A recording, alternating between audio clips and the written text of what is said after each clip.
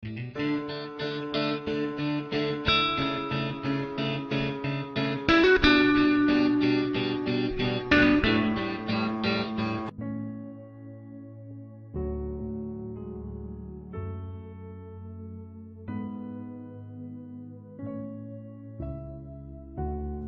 de hoje: não julgueis, para que não sejais julgados.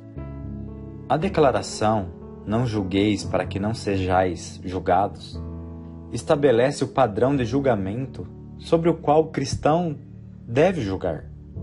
Mas, infelizmente, essa declaração do Senhor Jesus muitas vezes é aplicada em tom de ameaça por muita gente que tenta proibir o julgamento ou a crítica em determinada situação. Mas será que isso é verdade mesmo?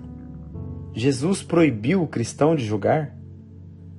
Então, em primeiro lugar, não julgueis para que não sejais julgados. Quando lemos a Bíblia, nunca podemos isolar um versículo ou uma frase do seu contexto. Acredite, isso resulta em erro na certa.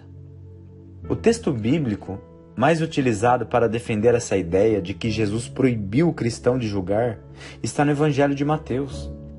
Nele, Jesus diz claramente: não julgueis para que não sejais julgados, pois com o critério com que julgardes, serás julgados também, e com a medida que usardes para medir os outros, igualmente medirão vocês. Em Mateus, capítulo 7, de 1 a 2. Porém, com uma leitura simples do texto de Mateus, já fica evidente que a ordem de Jesus é exatamente o inverso do que as pessoas afirmam. Em nenhum momento, Jesus proibiu o cristão de julgar. Ao contrário, ele incentiva o julgamento. No entanto, ele coloca uma condição fundamental para que esse julgamento seja legítimo. Não pode ser um julgamento hipócrita. Mas, em segundo lugar, como o cristão deve julgar?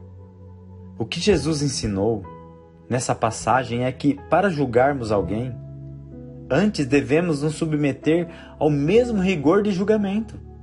Isso significa que devemos nos examinar com o mesmo critério que pretendemos julgar o próximo. Se não for assim, então o risco de agirmos com hipocrisia é muito grande. Aquela famosa frase, "faça o que eu digo, mas não faça o que eu faço", não funciona para o cristão. Inclusive, o próprio apóstolo Paulo aconselha os cristãos de Corinto a serem seus imitadores, em 1 Coríntios 11:1. Às vezes, os exemplos são mais audíveis do que as palavras. Então, nossos exemplos não podem contradizer nossas palavras. Jesus foi claro ao ensinar: tire primeiro a trave do seu olho, e então você verá claramente para tirar o cisco do olho do seu irmão.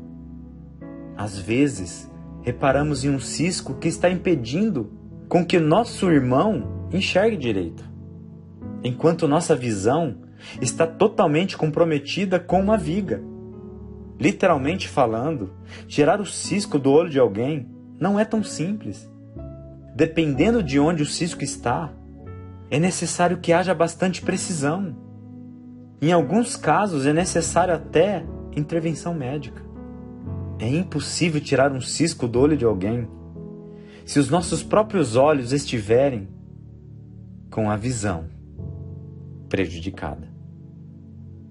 Que Deus abençoe a vida de vocês, em nome de Jesus.